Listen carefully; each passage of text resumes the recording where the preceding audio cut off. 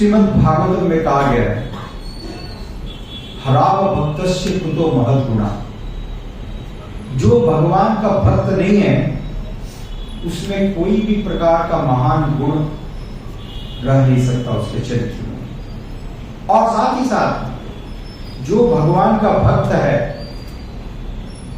सारे देवताओं के गुण और भगवान के गुण उस व्यक्ति के चरित्र में सने सने प्रकट अवश्य होंगे।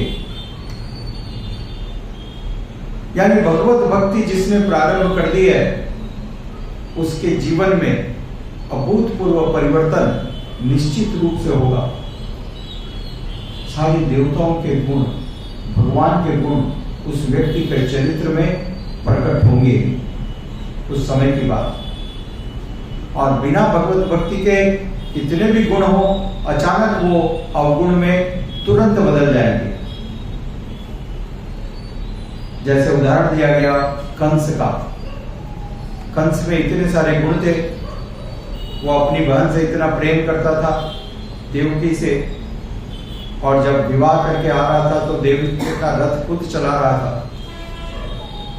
परंतु जैसे ही उसने सुना कि इसका 8वां पुत्र तुम्हारी हत्या करेगा, उसके सारे गुण कपूर के जैसे उड़ गए और उसने तुरंत उसके सर को पकड़ के बालों को खींच के जमीन पे पटका और तलवार निकाल करके मारने के लिए तैयार हो गए। तो सारे जो गुण हैं वो तुरंत समाप्त। यह अंतर है भक्त में और अभक्त में। भक्त में अपने आप स्वतः सारे गुण प्रकट होंगे, क्योंकि भक्त भगवान की प्रसन्नता के लिए जीते हैं। उनके जीवन का उद्देश्य है भगवान की संतुष्टि। इसलिए उनके चरित्र में, उनके जीवन में सारे महान गुण प्रकट होते हैं। साथ ही साथ इस बात का वर्णन है कि महाराज परीक्षित इतने महान राजा थे और भक्त हैं कि वे स्वयं तो भक्त हैं और वे अपने उपदेशों से दूसरों को भी भक्त बनाने में सक्षम हैं। श्री रूप गोस्वामी जी ने बताया 3 श्रेणी के भक्त, कनिष्ठ, मध्यम, उत्तम। 3 श्रेणी के भक्त। कैसे मालूम पड़ता है? तो जो व्यक्ति जितना जल्दी अपने संपर्क में आने वाले किसी भी व्यक्ति को, आसुर व्यक्ति को भी भक्त बना देवे, वो उत्तम भक्त है। उदाहरण के तौर पे नारद मुनि को देखिए, इतने सारे दुष्टों से उनका साक्षात्कार हुआ, राक्षसी, और उन सबको उन्होंने प्रचार करके उपदेश देके महान भक्त के रूप में परिणित कर दिया। करेक्ट? यस, ये महान भक्त का लक्षण है। और हम देखते हैं आज के युग में कृष्ण कृपा मूर्ति श्री लयसी भक्तिवेदांत स्वामी प्रभुपाद जी अमेरिका गए और इतने सारे 1-2 राक्षस ने लाखों गाय का मांस खाने वाले, बलात्कार करने वाले, जुआ खेलने वाले, व्यभिचार करने वाले, दुराचार करने वाले, सभी प्रकार के अवगुणों से पूरी तरह से आप्लावित लोग प्रभुपाद जी के उपदेशों को सुन करके पूरी तरह से बदल गए, महाभागवत भक्त बन गए। इससे मालूम पड़ता है कौन कितना बड़ा भक्त है। यदि आप भक्त हो तो आपकी वाणी को, आपके वचनों को सुन करके, आपके उपदेशों को सुन करके बड़ा से बड़ा पापी भी बदलना चाहिए। और हम तो यहां देखते हैं कि बड़े बड़े उपदेशक वो खुद ही नहीं बदले, खाली उपदेश देते हैं। ठीक है? तो परीक्षित महाराज इस प्रकार के भक्त हैं कि जिनके उपदेश से हजारों लोग बदल रहे हैं, भक्ति का मार्ग स्वीकार कर रहे हैं अपने जीवन में। और महाराज परीक्षित स्वयं स्वतंत्र निर्णय लेने में सक्षम है, परंतु ऐसा वो करते नहीं है। ये गुण है भक्तों के। महाराज परीक्षित अपना राज कार्य महान भक्तों की जो टीम है, जो समुदाय है, उनके द्वारा निर्देश प्राप्त करके करते थे। वो सदैव अपने आप को निर्भर समझते हैं, डिपेंडेंट, महान भक्तों के ऊपर डिपेंडेंट, ब्राह्मणों के दिशा निर्देशों पर डिपेंडेंट। आप गाइड कीजिए, आप बताइए। और ऐसा पूर्व काल में एक सिस्टम था। बड़े बड़े राजा भी राज्य में बड़े बड़े ऋषि मुनि रहा करते थे, और ये ऋषि मुनि राजा को परामर्श देते थे, बताते थे कि क्या करना चाहिए और क्या नहीं करना चाहिए, जो निष्पक्ष होते थे और सभी के हित की बात सोचते थे। For everyone's benefit, not only human being, even the animals, जानवरों के हित की भी चिंता करते थे, और सभी प्रकार से सभी का कल्याण हो, शुभ हो, इस बात की विवेचना करके राजा को परामर्श देते थे। और राजा उन परामर्श को अपने जीवन में उतार करके सुरक्षित रहता था, प्रजा सुखी रहती थी, सब कोई समृद्ध रहते थे। This is the secret. क्योंकि श्रीमद् भागवत में कहा गया है, भगवद गीता में भी इस बात का उदाहरण मिलता है, जननी न सस्य पिता न सस्य। वो पिता पिता बनने के योग्य नहीं है, वो माता माता बनने के योग्य नहीं है, वो राजा और वो नेता राजा और नेता बनने के योग्य नहीं है। न मोचयते समपेत मृत्युम, जो अपने ऊपर निर्भर प्रजा को, अपने ऊपर निर्भर बच्चों को, व्यक्तियों को इस जीवन मृत्यु के चक्र से बाहर न निकाल सके, उन्हें वो स्थान लेने की कोई योग्यता नहीं है। इतनी बड़ी एक चैलेंज है to completely deliver those who are dependent from the cycle of birth and death. माता पिता बनने का ये जिम्मेदारी है। तो महाराज परीक्षित इस प्रकार के एक गंभीर, एक महान राजा है, और उन्होंने इस बात को सुनिश्चित किया कि उनके राज्य में सारी प्रजा, जिसको वो अपने पुत्र के समान देखते हैं, ये सारी प्रजा भी भगवत धाम को चली जाए, सारी प्रजा भी भगवत धाम को चली जाए। इस कारण से वे एक आदर्श की स्थापना करते हैं और सारी प्रजा को भगवत भक्ति के लिए प्रेरित करते हैं, जिससे सारी प्रजा का कल्याण हो। यह आवश्यकता है राजा के लिए। हम देखते हैं कुछ दिनों पहले रिसेंट हिस्ट्री में चाणक्य पंडित हुए, जो एक ब्राह्मण थे, और उन्होंने चंद्रगुप्त मौर्य, जो इतने बड़े शासक थे, उनको निर्देश दिया, गाइड किया, और उनके निर्देशन के कारण चंद्रगुप्त मौर्य इतने महान राजा बने। तो सारी जो पॉलिसी है वो चाणक्य पंडित बताते हैं। दिस वॉज द सिस्टम, ये वैदिक सिस्टम। हम देखते हैं महाराज दशरथ, भगवान रामचंद्र जी, तो विश्वामित्र मुनि कहते थे ये काम कीजिए। जब धनुष के लिए गए, धनुष यज्ञ में विश्वामित्र मुनि की तरफ भगवान रामचंद्र जी देखने लगे, रथ उस धनुष के सामने खड़े थे, और धनुष को उन्होंने उठाया नहीं, हाथ भी नहीं लगाया, स्पर्श भी नहीं किया।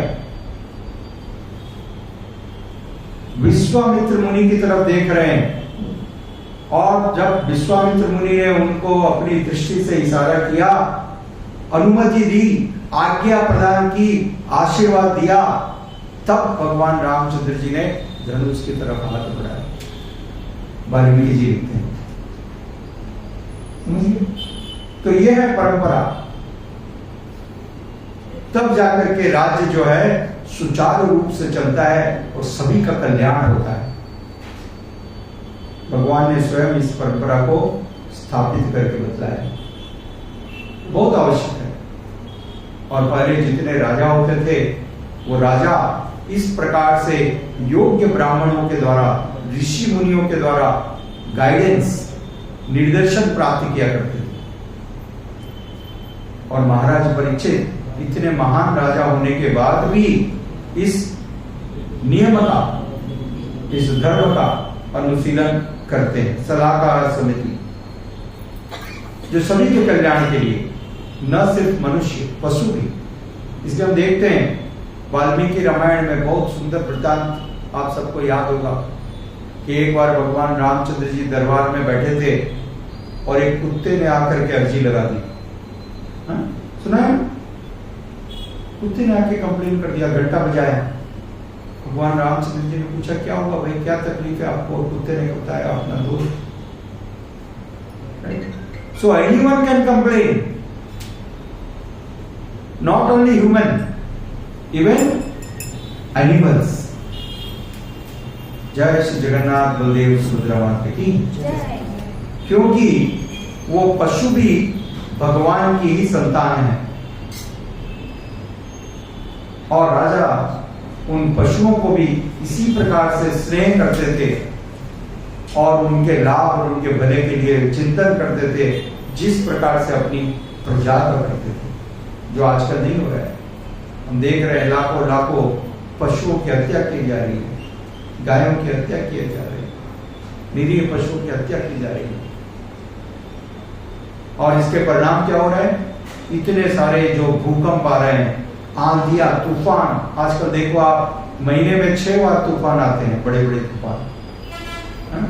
सारे लोग त्रासदी में जी रहे हैं, एंजाइटी में जी रहे हैं। कब कहां आक्रमण हो जाएगा नहीं मालूम, कब कौन सी बीमारी नहीं आ जाएगी नहीं मालूम। तो ये सब क्यों हो रहा है? क्योंकि हम भगवान के नियम का उल्लंघन कर रहे हैं, पशुओं को त्रास दे रहे हैं। यदि आप किसी पशु की हत्या करते हो तो क्या उसके मन में दुख नहीं होगा, भय नहीं होगा? निश्चित रूप से हो रहा है।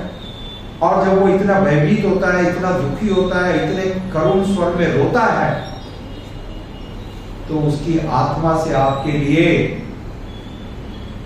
बहुत सारे अभिशाप निकलते हैं हृदय के साथ।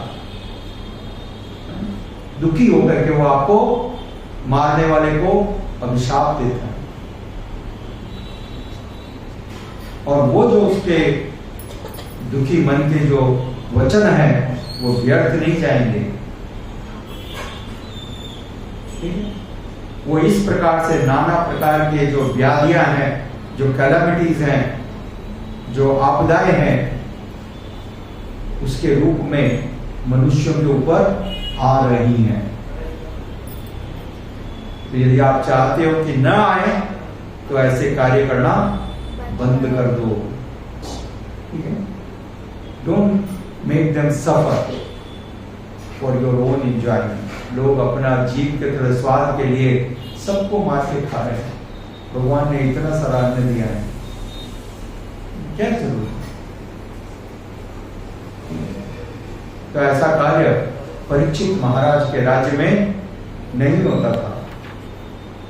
और परीक्षित महाराज जानते हैं जीवन का वास्तविक उद्देश्य क्या है। What is the real purpose of life, human life? संसिद्धि हरितोषण, संसिद्धि, सफलता भगवान को संतुष्ट करने में है। सफलता, दुर्भाग्य के साथ कलयुग में एक ही फार्मूला रह गया है, सफलता धन कमाने में है। आपको सारे लोग पूछते हैं भाई कमाते कितना? यदि आप ज्यादा कमा रहे हो तो आप सफल व्यक्ति हो, बड़े व्यक्ति हो, राइट? और कोई क्राइटेरिया रह गया क्या? भले ही आप चोरी करके कमाओ, डाका डाल के कमाओ, हत्या करके कमाओ, परंतु कमाओ, हैं? आत्मा को बेच के कमाओ, परंतु कमाओ। और यदि आप कमा लेते हो तो आप बड़े व्यक्ति हो, आपसे और कुछ नहीं पूछा जाएगा। तो यह है कलयुग का प्रभाव। पूर्व काल में ऐसा नहीं था।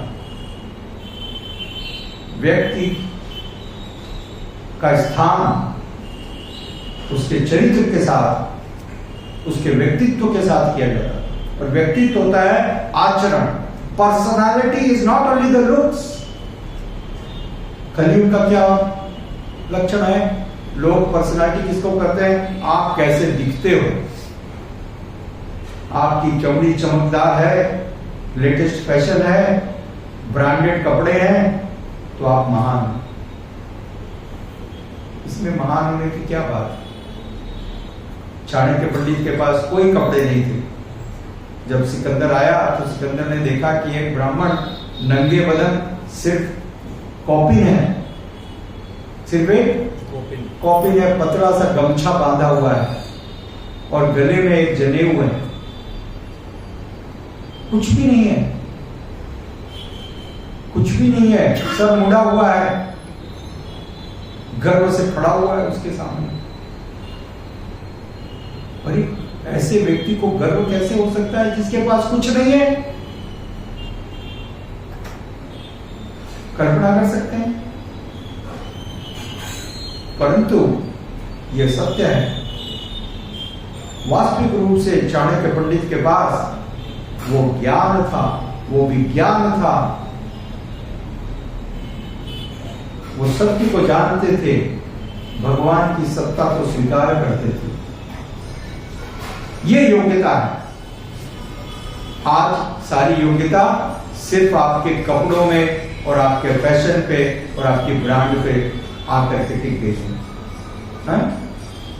इसलिए कहावत है, ऊंची दुकान फीका पकवान। क्या कहावत है? ऊंची दुकान। Everything very glamorous, very nice, looking great, big show, और उनका चरित्र, उनका आचरण इतना गंदा, राइट?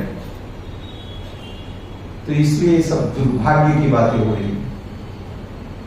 इसलिए हम यहां पर आदर्श राजा परीक्षित महाराज के बारे में इस अध्याय में श्रवण कर रहे हैं,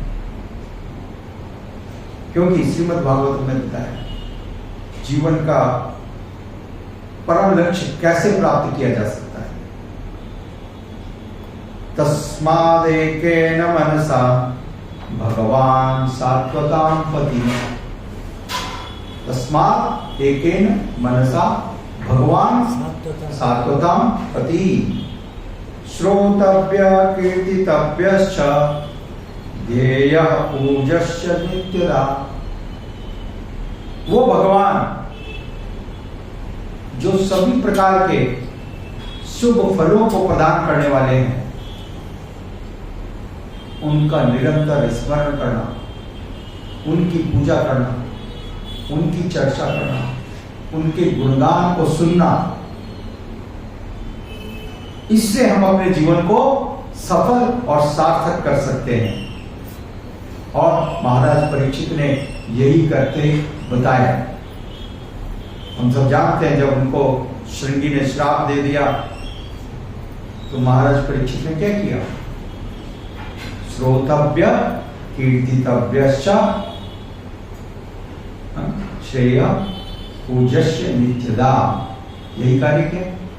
लगातार बैठ गए, 7 दिनों तक, 7 रात तक श्रवण किया, भगवान की कथाओं की चर्चा की, राइट? यह है जीवन का लक्ष्य। तब जाके जीवन सफल होगा और सारे संसार में शांति, सुख और सौहार्द का वातावरण होगा। हरे कृष्ण। श्रील प्रभुपाद की गौर प्रेमानंदे।